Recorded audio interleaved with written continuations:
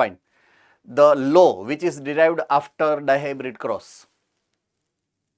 the law which is derived from dihybrid cross, that is independent assortment. બરાબર છે. Independent અસોર્ટમેન્ટમાં શું આવે? What is there into independent assortment? ચાલો કોણ કહેશે? Amreli centre. Okay, Amreli centre. What is બાકી છે? Okay, all right. I thought મેં પોતાવી દીધો છે. Not an issue. So the dihybrid cross, what we have seen till now, right, based on that, Mendel has derived this law called law of independent assortment. I repeat, law of independent assortment. Okay, now what this law means?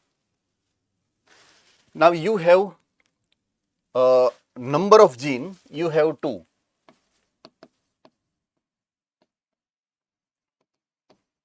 Gene number 1 and gene number 2. You have 2 character, 2 genes, and you have 4 alleles.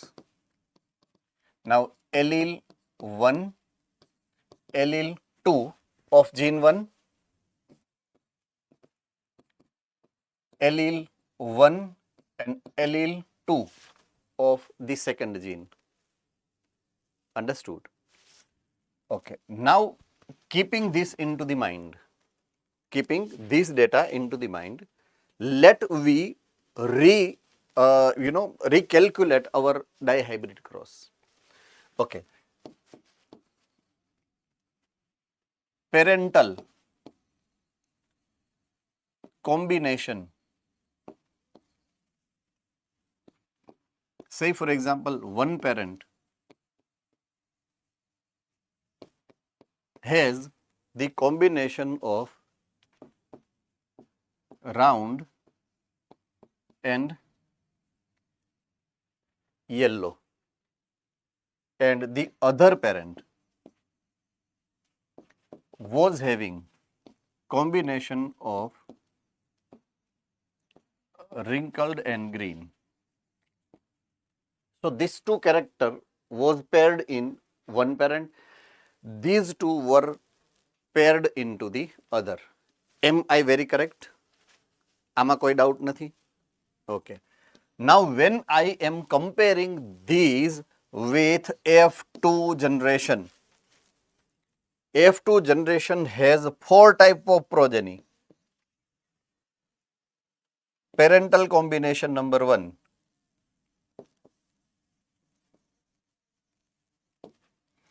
That is 9 in number, round and yellow. Round yellow 9 थे हमारे पास. Am I correct? Right? Okay.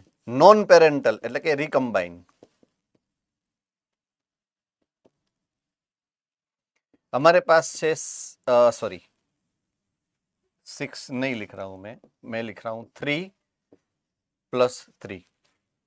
9331 है ना phenotype ratio. सो 3 हमारे पास जो है that is round and green. 3 हमारे पास है wrinkled and yellow. जो नॉन पेरेंटल है, non parent that is recombine, and again parental combine. Parental combination that is 1 wrinkled and green. So what these indicates, ये क्या indicate कर रहा है? What is this indicating?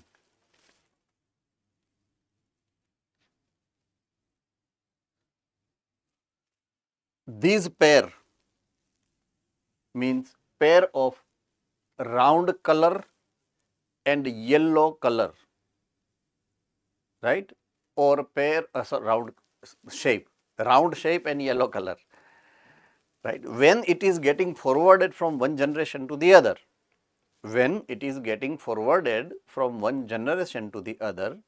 it is getting mixed with each other. Round green के साथ pair बना रहा है एंड रिंकल्ड येलो के साथ पेयर बना रहा है. Now he tried to reveal कि ऐसा क्यों हो रहा है, why is it like that, right. He tried to reveal कि ऐसा क्यों हुआ, why it is like that. Understood. So what he found here is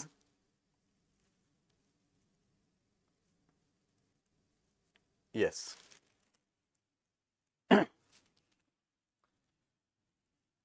the answer lies here. यहां पे है आंसर इसका, राइट. जब ये चार टाइप के, ये 1, ये 2, ये 3 एंड ये 4 टाइप के गैमीट्स बनते हैं दोनों पेरेंट के अंदर, रेडी, 1 2 3 4, ये 4 टाइप के जब जो गैमीट्स बनते हैं उसके अंदर देयर आर पॉसिबिलिटी, वहां पे जब F2 जनरेशन में जाएंगे तब देयर इज अ पॉसिबिलिटी कि वहां पे आपको ये 1, ये 2, ये 3 non parental combination number 1 that is round and green मिलेंगे, राइट. एंड ये 1 2 एंड 3 पेरेंटल कॉम्बिनेशन नहीं है, non parental combination number 2 that is wrinkled and yellow, ये मिलेंगे. अब इसका रीजन क्या हुआ, रीजन हुआ ये, रीजन हुआ अपने गैमेट्स. तो when gametes are getting formed तब पेरेंट्स वाली जो कॉम्बिनेशन थी वो भी मिल रही है एंड पेरेंट्स के अलावा जो कॉम्बिनेशन नई बनी है वो भी मिल रही है. बोथ आर गेटिंग और both are found in F2 generation. So उसका रीजन क्या है, उसका रीजन ये है कि when they are pairing, say for example now I am into F1, point to be noted, मैं F1 के दो इंडिविजुअल्स को ले रहा हूं, राइट. दोनों कौन से हैं, दोनों है राउंड एंड येलो, ये भी है round and yellow.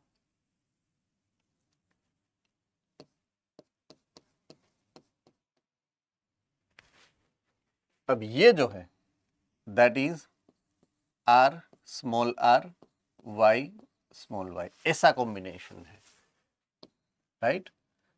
Are small R Y small Y.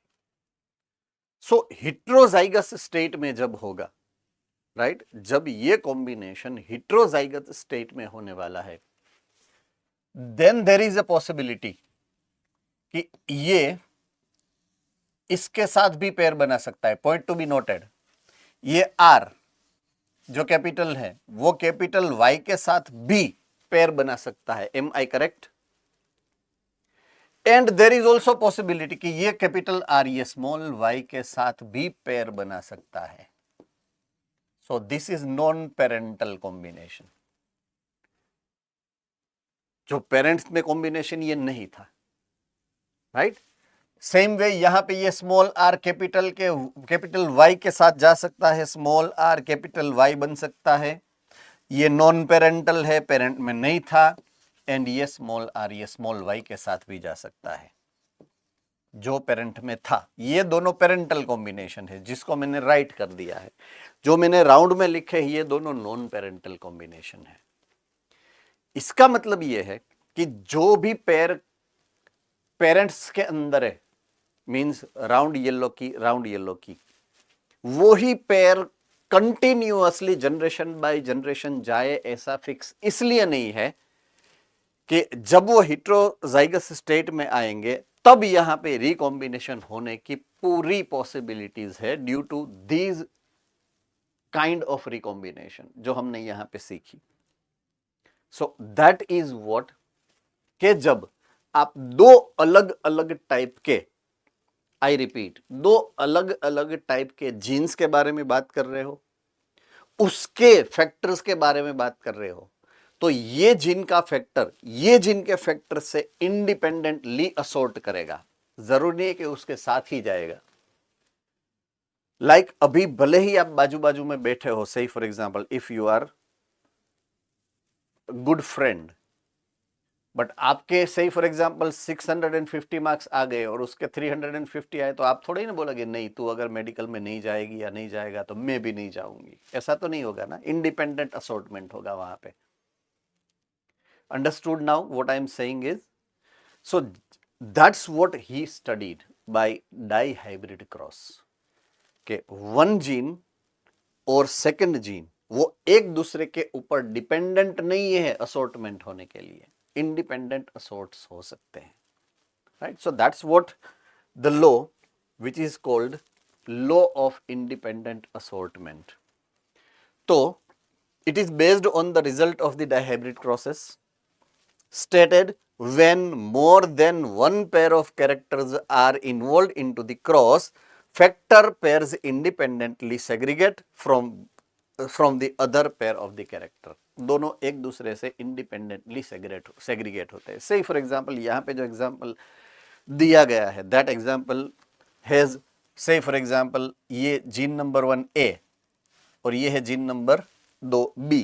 सो ये ए की पेयर है, ये बी की पेयर है। सो जब वो सेग्रीगेट होते हैं, अलग होते हैं, तो दोनों अलग होते हैं, तो A and B, capital A capital B साथ में जा सकते हैं। ये कैपिटल ए स्मॉल बी यहां पे जा सकते हैं। मैं करेक्ट? अंडरस्टूड? ये हो सकता है। अब सेम टू सेम अगर मैं दूसरी पॉसिबिलिटी की बात करूं, तो ये इसके साथ जा सकता है और ये इसके साथ जा सकता है। तो capital A can make pair with small B, ये रहा,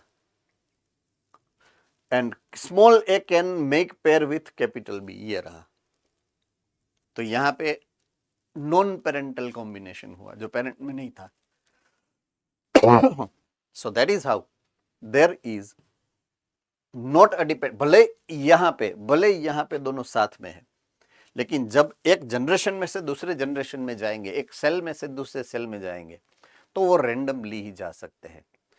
ऐसे भी जा सकते हैं और ऐसे भी जा सकते हैं। There are both the possibilities which can be engaged with this. ठीक है? All right, okay. Idar centre understood, Amreli understood, okay. Ahmedabad understood, Bhuj centre disappeared.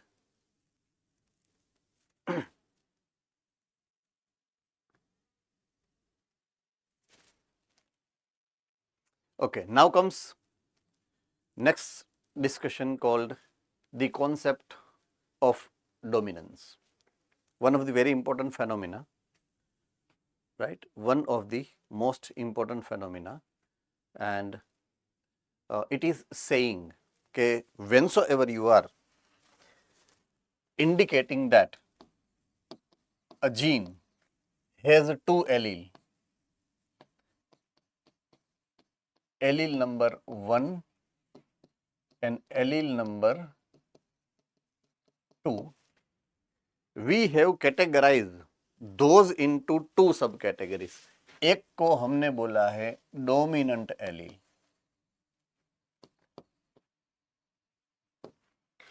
और एक को हम बोल सकते हैं रिसेसिव एलील। से फॉर एग्जांपल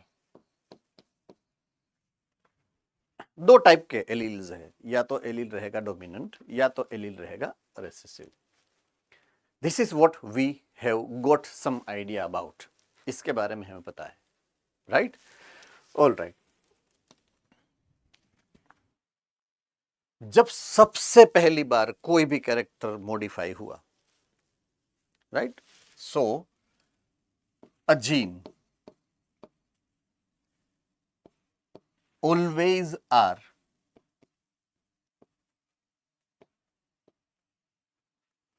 homologous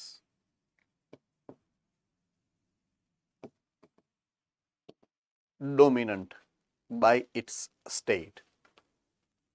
रेडी? जब पहली बार कोई भी कैरेक्टर लाइफ में पहली बार बना होगा, उसके जीन्स दोनों मीन्स एलील्स दोनों डोमिनेंट एलील ही होते हैं. They are always dominant allele. दोनों डोमिनेंट ही होते हैं. So homologous dominant they use to be when they are getting formed. जब वो बनते हैं तब होमोलोगस डोमिनेंट ही बनते हैं. ओके अब जब बात आती है वन जनरेशन में, उसको ट्रांसफर करके हम नेक्स्ट जनरेशन में डालते हैं, एक जनरेशन में से दूसरे जनरेशन में, राइट. सो से for example this is a parent. उसको वो जीन को ऑफस्प्रिंग में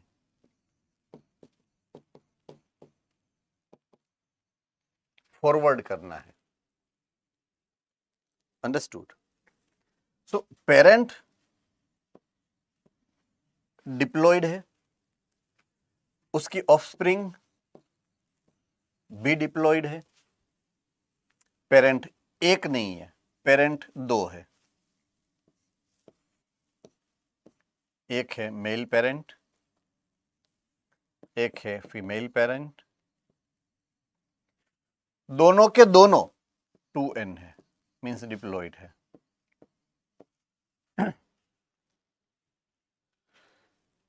अब उसको ऑफस्प्रिंग को डिप्लॉयड बनाना है तो they must form gamete which is haploid, both of them,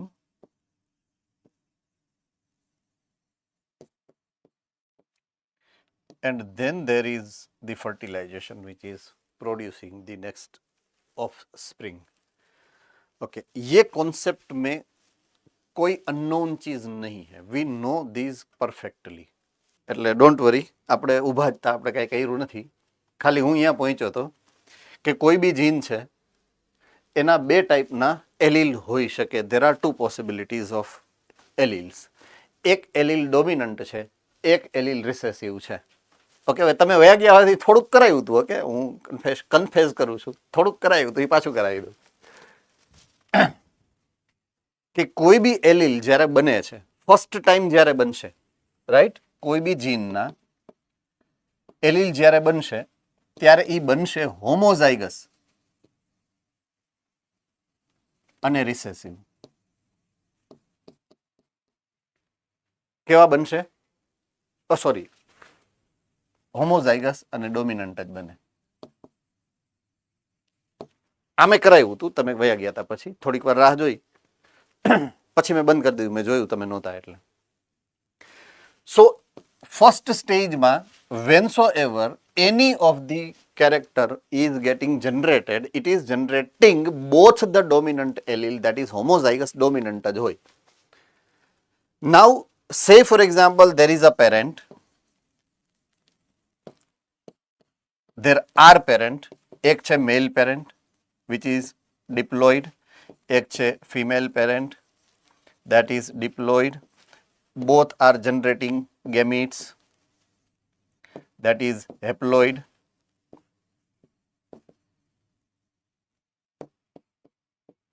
And fertilization results into the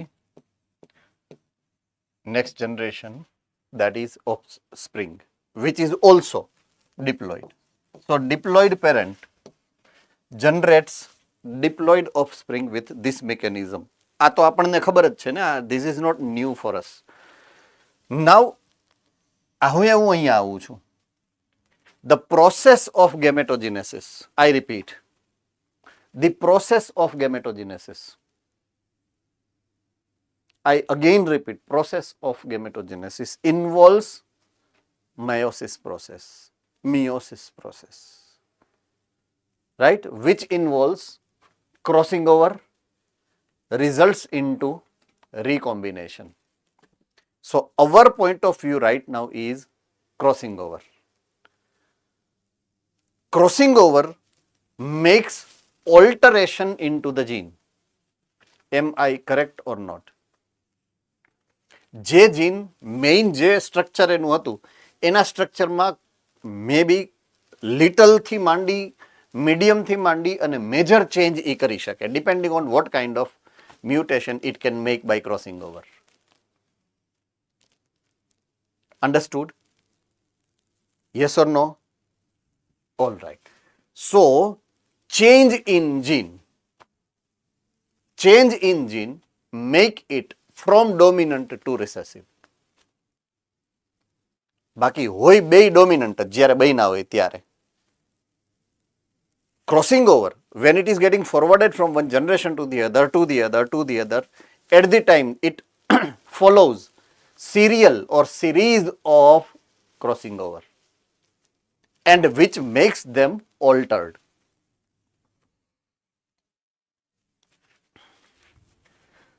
So we are discussing right now about the concept of dominance.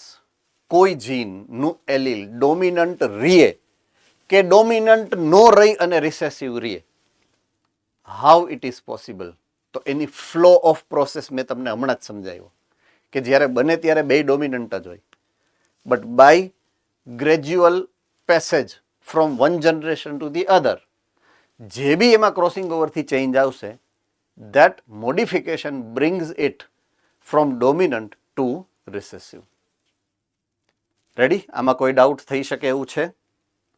Okay, fine. So every gene contains information to express a particular trait. We know it. Heterozygous જ્યારે આવશે તો two types ના allele છે. જો allele modify નથી થયું, original જેવું છે એ જ, તો અનમોડિફાઈડ ઓર નોર્મલ ફંક્શનિંગ એલીલ હોય, ઇટ ઇઝ જનરલી ડોમિનન્ટ. એને આપણે કહીએ છીએ ડોમિનન્ટ. રિપ્રેઝેન્ટ્સ ઓરિજિનલ ફિનોટાઈપ. એમાંથી જે ફિનોટાઈપ બને એ ઓરિજિનલ. સે ફોર એક્ઝામ્પલ આપણી સ્કિનનો કલર ઓરિજિનલ બ્લેક છે because we are modified from ape. વાંદરામાંથી આવ્યા છીએ. વાંદરા ફેર એન્ડ લવલી નો લગાડતા હોય, રૂપાળા ના હોય. They used to be only black. તો આપણો ઓરિજિનલ કલર કયો હોવો જોઈએ? એકચ્યુઅલમાં બ્લેક જ હોવો જોઈએ. But by course of evolution, time by time, according to our surrounding atmosphere, we have changed our color from dark complex to fair complexion. So that is the modification.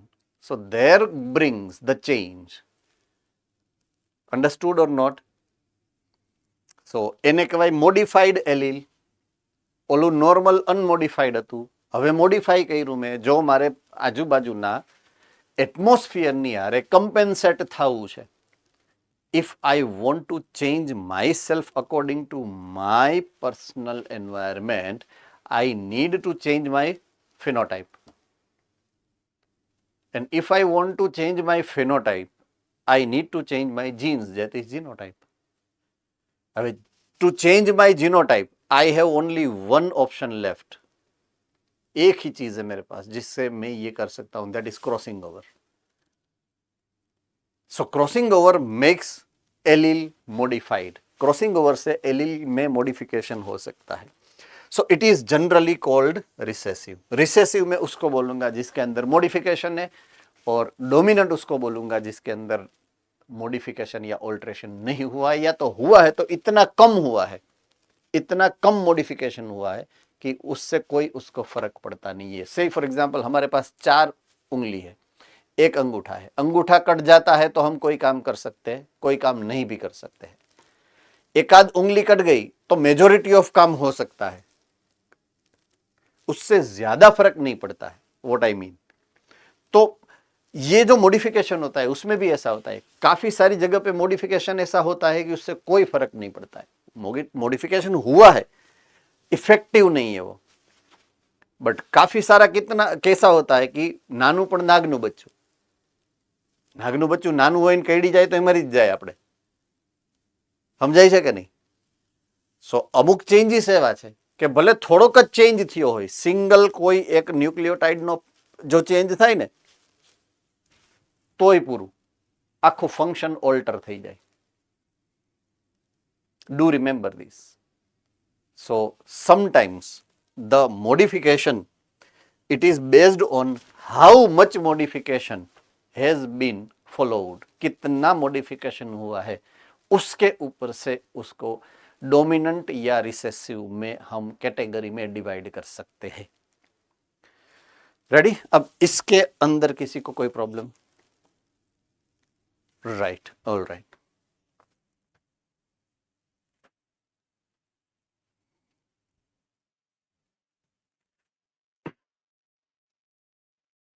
Okay, कोई एक allele है,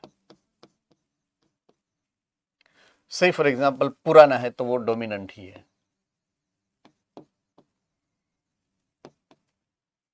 अब ये generation by generation जब एक generation में से दूसरी जनरेशन में जाएगा, सो it is passing through crossing over.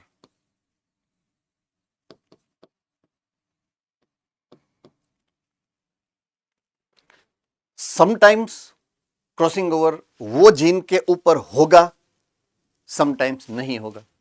Crossing over तो होना ही है, बट वही जीन के ऊपर होगा, वो उसकी पॉसिबिलिटीज लेस है।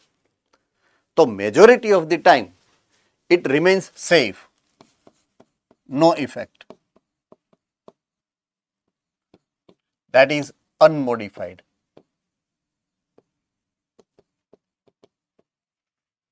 या तो उसमें होगा मॉडिफिकेशन, या तो रहेगा अनमोडिफाइड या होगा मॉडिफाइड। अगर अनमोडिफाइड है तो वो डोमिनेंट ही रहेगा।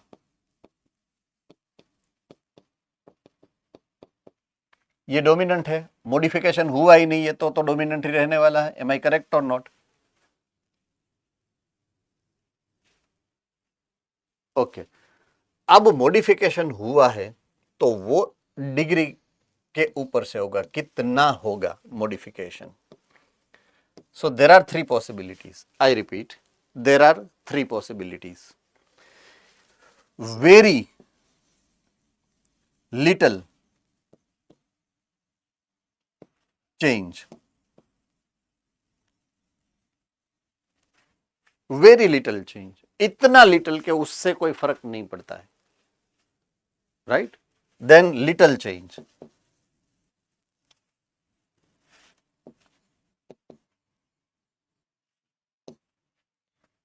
Then more change.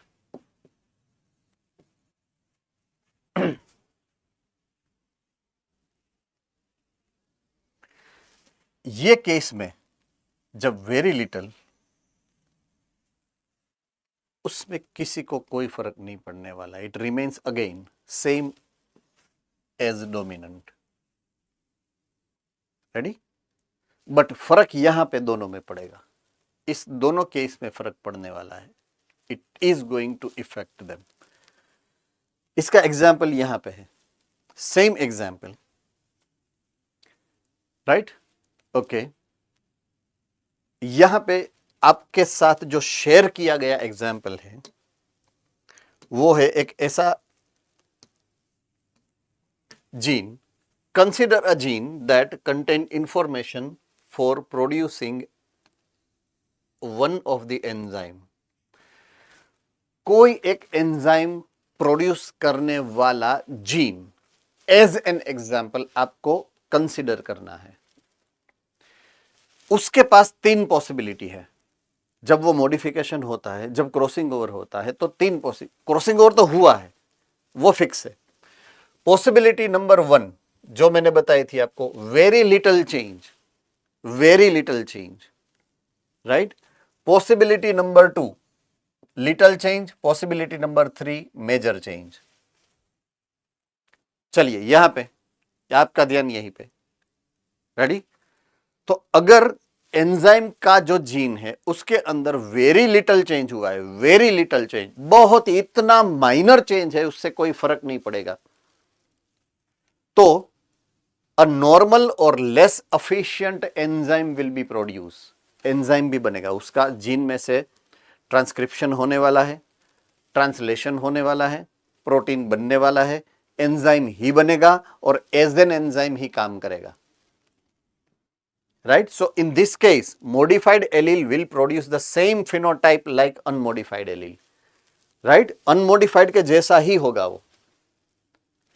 10 modified allele is equivalent to unmodified allele, दोनों ऑलमोस्ट सेम है। सिंपल सा एग्जांपल समझाता हूं, सिंपल सा एग्जांपल समझाता हूं। You are normal human, I am normal human, you are producing say for example insulin, I am also producing insulin। do you really think आपका insulin का gene और मेरा इंसुलिन का जीन दोनों सेम टू सेम हो गए, it is not possible, because आपके parent अलग है, मेरे पेरेंट अलग है, करेक्ट और नॉट? बट दोनों का इंसुलिन तो सेम ही है। माइंड द वर्ड, दोनों का इंसुलिन तो सेम ही है। आप भी ग्लूकोज खाते हो, ग्लाइकोजन बनता है, मैं भी ग्लूकोज खाता हूं, ग्लाइकोजन बनता है, दोनों में प्रोसेस तो सेम ही है। भले ही वो मॉडिफाइड है, पॉइंट टू बी नोटेड, भले ही वो मॉडिफाइड है, बट फंक्शन तो वो अनमॉडिफाइड का ही करेगा, means it remains dominant only, दो बिकॉज उसमें जो मॉडिफिकेशन है वो मॉडिफिकेशन बहुत इत्तु सा है, छोटा सा, इत्तु सा, जिससे कोई फर्क नहीं पड़ता है, बिकॉज उसका फिनोटाइप सिमिलर टू सिमिलर है। चलो, point to be noted, okay, understood. इधर अमरेली, गुड। अब जब मॉडिफिकेशन थोड़ा सा ज्यादा या बहुत ज्यादा है, तब अगर थोड़ा सा ज्यादा हो गया तो जीन में से ट्रांसक्राइब होके एमआरएनए बनेगा, एमआरएनए का ट्रांसलेशन हो गए प्रोटीन भी बनेगा, लेकिन that protein is not acting as an enzyme.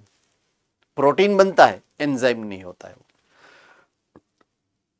So it is called non functional enzyme. क्या बोलते हैं उसको? Non functional enzyme.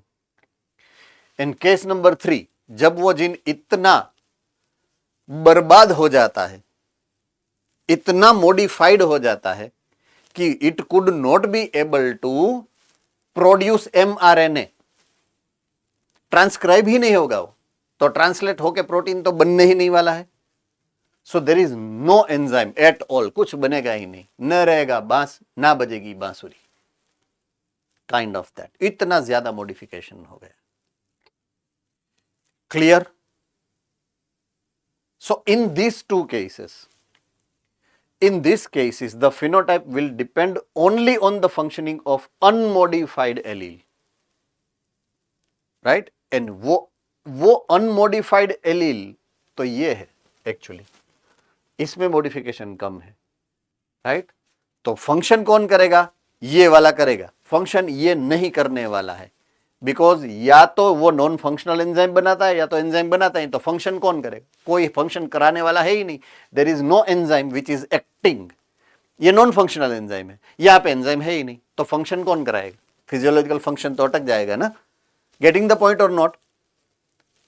यस और नो? दस the modified allele becomes recessive now, वो काम होगा ही नहीं आपका, जिस काम के लिए एंजाइम था वो फिजियोलॉजिकल फंक्शन होगी ही नहीं उसमें, तो वो रिसेसिव एलील हो जाएगा।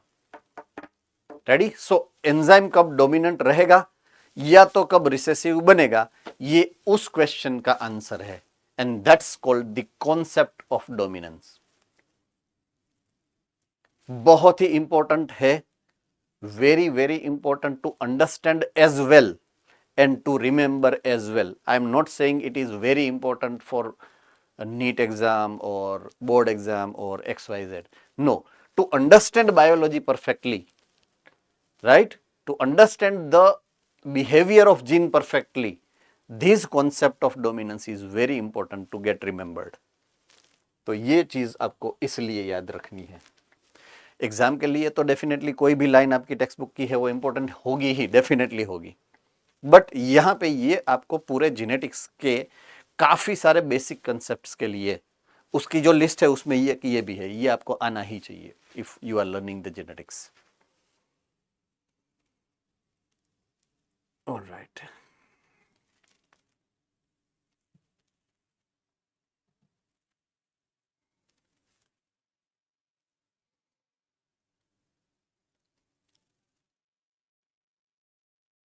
मेंडेलियन जेनेटिक्स के बारे में हमने बात खत्म कर दी है, अब जा रहे हैं हम नॉन मेंडेलियन जेनेटिक्स के अंदर।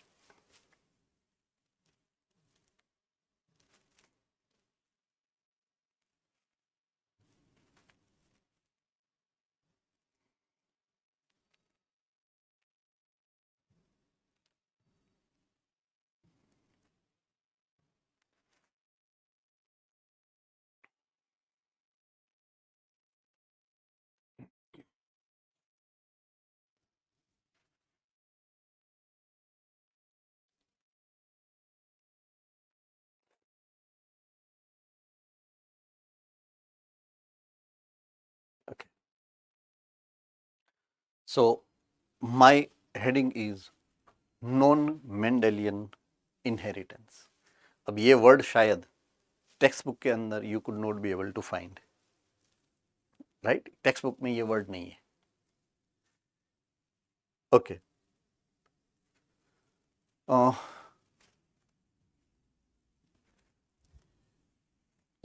एक था monohybrid cross,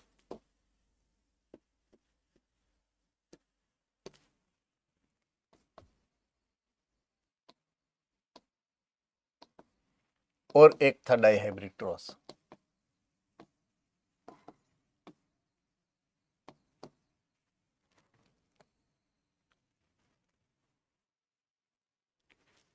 through which we have understood the basic concept of genetics which is presented by Mendel. अब मैं वो जो भी जितने भी कॉन्सेप्ट्स है उसका शॉर्टेस्ट फॉर्मेट आपके सामने रख रहा हूं, right? Okay. First, one character which is getting controlled by one gene. कोई भी एक कैरेक्टर को कंट्रोल करने के लिए you have one gene. Am I very correct? अगर मैं उसको जीन के पॉइंट ऑफ व्यू से देखूं तो I have one gene which is controlling one character.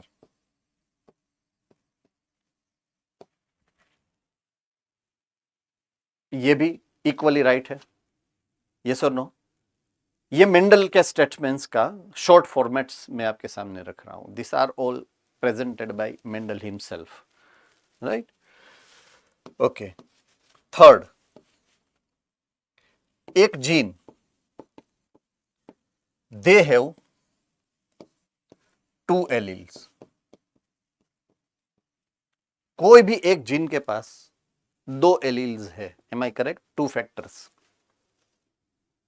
Now out of these two, only one is dominant.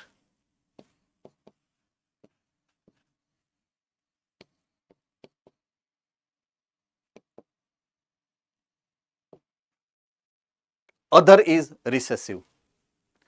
चलो, ये जो भी मैंने लिखा है ये सब आपको पता है. What I know is, इसमें किसी को कोई प्रॉब्लम शायद नहीं होगी. Ready? All right. So this is only right with the respect to normal or simple expressions.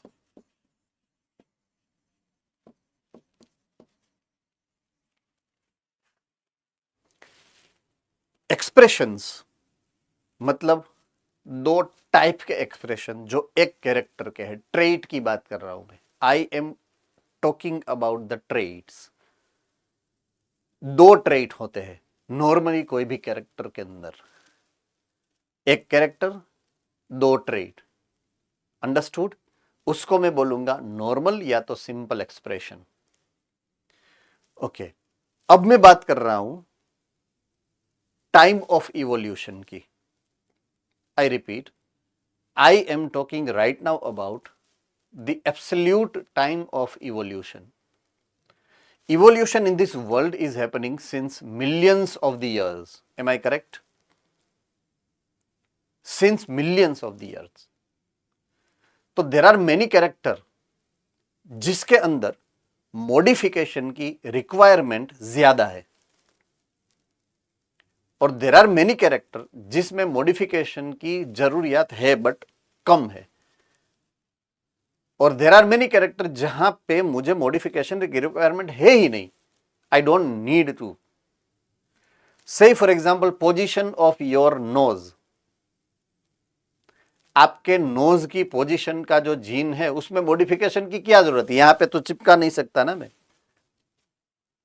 तो वो ट्रेट में चेंज की जरूरत नहीं है. वो नॉर्मल ट्रेट ही रहेगा, वो चेंज नहीं होगा. तो वहां पे दो एलील है, ये सब लॉ उसके ऊपर लागू होते हैं, ये सब उसी के ऊपर लागू होते हैं नियम. जहां पे मुझे मॉडिफिकेशन की जरूरत पड़ेगी, ज्यादा मॉडिफिकेशन की जरूरत पड़ेगी, ज्यादा चेंज की जरूरत, इसको बोलते हैं complexity. So when we requires complexity in the expression, point highly to be noted, बहुत ही केयरफुली इसको समझना पड़ेगा आपको. जहां मुझे एक्सप्रेशन में ज्यादा वेराइटीज चाहिए, दो ही वेराइटीज में मेरा काम नहीं बनेगा. से फॉर एग्जांपल स्किन का कलर, आपका देखिए स्किन के कलर की वेराइटी तो देखिए कितनी है. Understood? Starting from complex 1 to darkest to lightest है, ब्लैक टू व्हाइट है, तो बीच में इंटरमीडिएटरी कितने सारे कलर है. So all are varieties of single trait, all are variety of single type of character. Understood और नॉट? सो वहां पे मेरी कॉम्प्लेक्सिटी ज्यादा है, तो वहां पे मेंडलियन लॉ जो है वो ब्रेक डाउन होते हैं, क्योंकि नेचर ने जहां पे उसको चांस मिला वहां पे मॉडिफाई किया. एक्सेप्शंस की बात कर रहा हूं मैं अभी. रेडी? तो हम लोग एक्सेप्शंस को नीचे से लेके ऊपर तक जाएंगे. एक्सेप्शंस के ऊपर ऐसे जो कैरेक्टर्स है कि जो मेंडेलियन लॉज को फॉलो नहीं करते हैं, ऐसे एक्सेप्शंस को हम देखेंगे अभी. राइट? तो सबसे पहला मैं यहां से स्टार्ट कर रहा हूं. देखिए यहां से, ये लास्ट स्टेटमेंट है ना, वहां से ओनली वन डोमिनेंट, तो वहां पे मैं चेंज करूंगा. I will make both dominant.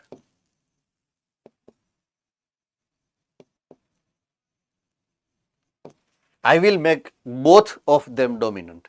एक डोमिनेंट एक रिसेसिव, ऐसा दोनों के दोनों डोमिनेंट. दो भाई दोनों ही तबाही, है ना? दो भाई दोनों ही तबाही.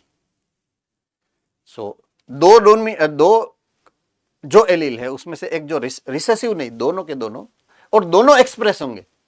एक एक्सप्रेस होगा और डोमिनेंट, ऐसा नहीं कि कैपिटल टी दो है लेकिन एक्सप्रेस एक नहीं, दोनों के दोनों तबाही, ऐसा बोल रहा हूं. दोनों एक्सप्रेस होंगे. रेडी? ऐसे हमें दो केसेस को स्टडी करना है, दो टाइप के केसेस को स्टडी करना है. एक को मैं बोलूंगा incomplete,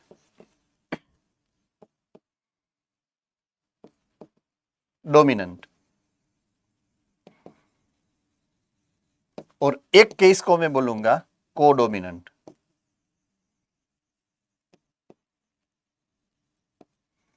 so there are two cases of exceptions. एक है इनकम्प्लीट डोमिनेंस और एक एक्सेप्शंस है, वो है कोडोमिनेंस, कि जहां पे दोनों के दोनों डोमिनेंट होंगे. Both alleles will be dominant. अब यहां पे आप समझिए तो दो एक्सप्रेशन से तीन टाइप के एक्सप्रेशन हो जाएंगे. फिनोटाइप तीन टाइप के आएंगे यहां पे. से फॉर एग्जांपल, अब मुझे तीन से भी पेट नहीं भर रहा है और एक चाहिए, है ना? सो यहां पे मैं अटैक करूंगा. दो ही एलील नहीं, मैं एलील का नंबर बढ़ा दूंगा. Nature is increasing the number of alleles. So more than 2 alleles. Right? हम सभी के एग्जाम्पल्स देखने वाले हैं, स्टडी करने वाले हैं. Don't worry about it. So ये केस को हम बोलेंगे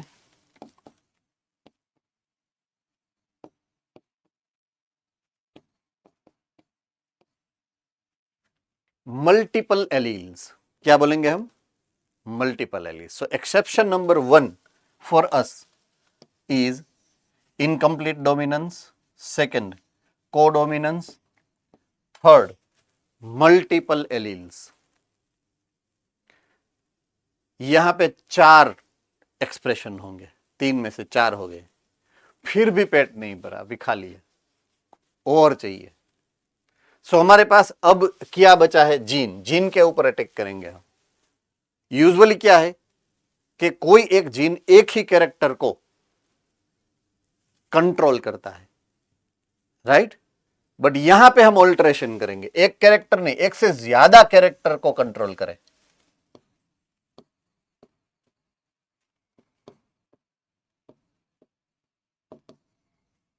इस केस स्टडी को हम बोलेंगे प्लियोट्रॉपिक।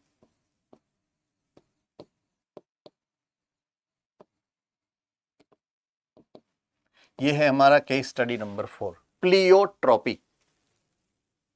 ये जीन बोलेंगे, जीन को बोलेंगे प्लियोट्रॉपिक जीन, और ये फिनोमिना है प्लियोट्रॉपी।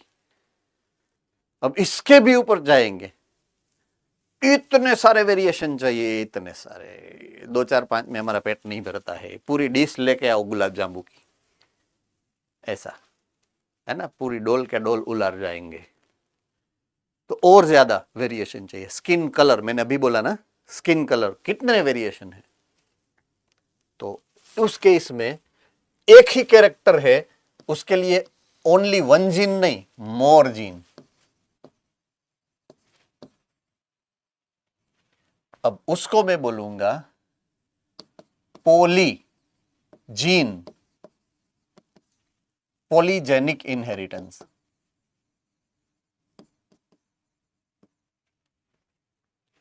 एक जीन नहीं है, मल्टीपल जीन है, एक ही कैरेक्टर को इफेक्ट करते हैं, ऐसे। सो इतने सारे एक्सेप्शंस हमको अभी नॉन मेंडेलियन जेनेटिक्स के अंदर स्टडी करने हैं। जो मेंडेलियन जेनेटिक्स के भी ऊपर है, उसके एक्सेप्शंस है, उसकी हम बात करेंगे इस पॉइंट ऑफ व्यू में। So codominance, incomplete dominance, multiple allele, pleiotropy and polygenic inheritance. These are the main concepts we are going to learn, and that's the list. Directly list में आपको दिखा सकता था, उसमें मेरे को कोई बढ़ने वाला नहीं था, बट ये कहां से आया वो तो आपको पता चाहिए ना, कि यह इसलिए यह हुआ है। तो वो तो कॉम्प्लेक्सिटी को बढ़ाने के लिए, वो रूल को, मेंडेलियन लॉज को ब्रेक करके नेचर ने ये बनाए सब examples. Incomplete dominance, codominance, multiple allelism, polygenic inheritance and pleiotropy. These are 5 basic types of non-Mendelian inheritance or exceptions of the Mendelian inheritance आपको स्टडी करने हैं।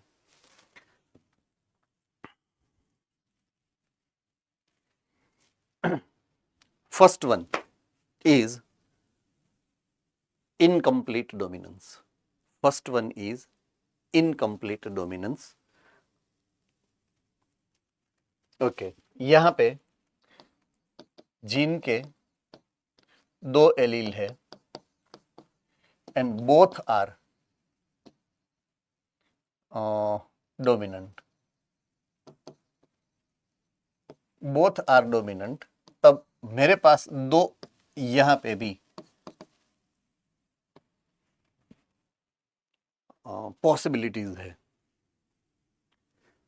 व्हेन बोथ आर डोमिनेंट, मेरे पास 2 पॉसिबिलिटी है। एक का नाम है इनकम्प्लीट डोमिनेंस,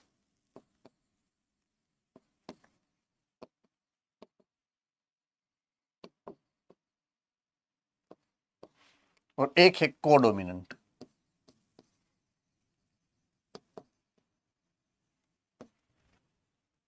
एक है इनकम्प्लीट डोमिनेंट और एक है कोडोमिनेंट।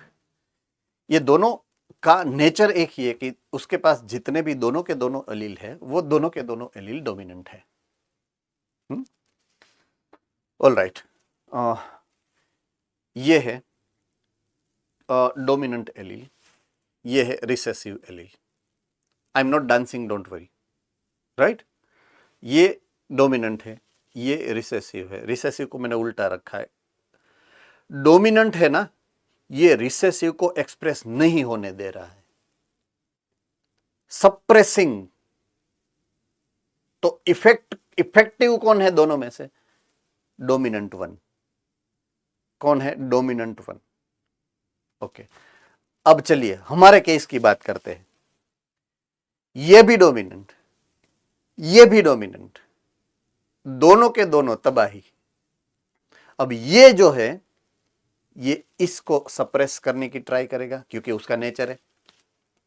ये जो है, ये इसको सप्रेस करने की ट्राई करेगा क्योंकि उसकी नेचर है।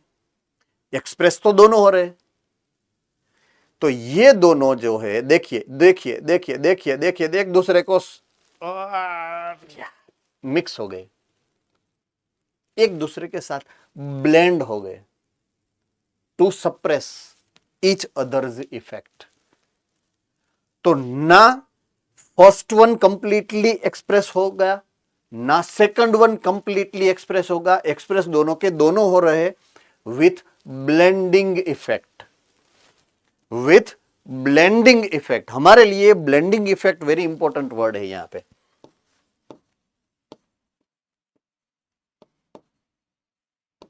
यहां पे नो ब्लेंडिंग,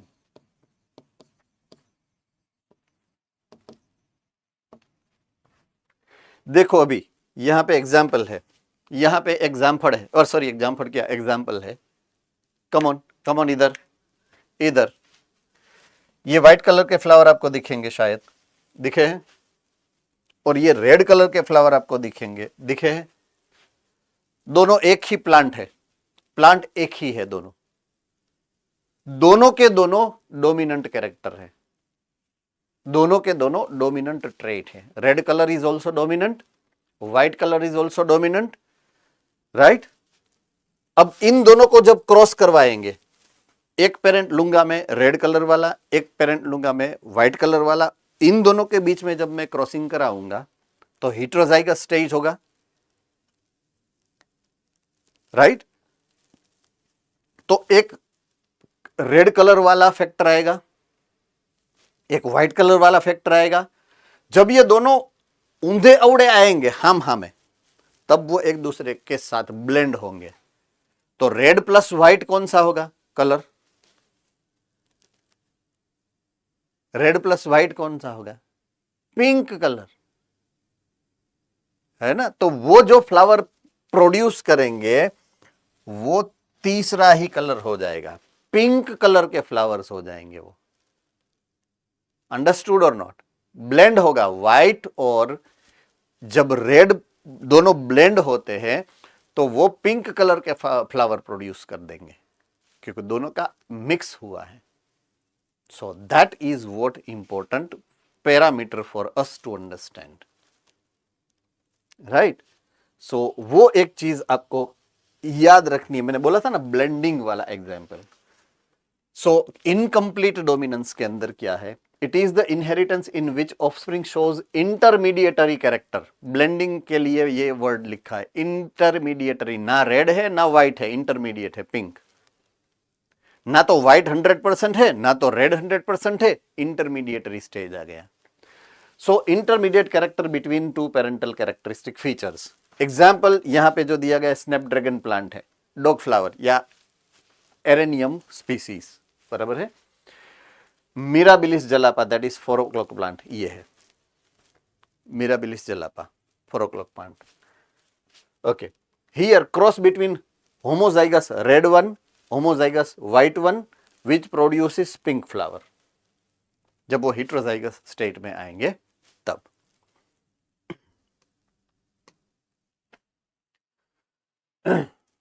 ऑल राइट, ये आपके बुक में भी होगा, रेड व्हाइट F1 जनरेशन सभी के सभी पिंक, बराबर है। यहां पे जो जीनोटाइप है रेड वाला वो है capital R capital R, white का जीनोटाइप जो आपका है स्मॉल r। जब स्मॉल यहां पे से कैपिटल आएगा, यहां पे से स्मॉल आएगा, ये दोनों यहां पे हेटेरोजाइगस स्टेट में आ जाएंगे, capital R small r, it will produces the pink one. देखिए पिंक फ्लावर आ गया यहां पे, अंडरस्टूड और नॉट। क्यों, क्योंकि वो हेटेरोजाइगस स्टेट में है, दोनों इनकम्प्लीट डोमिनेंट है।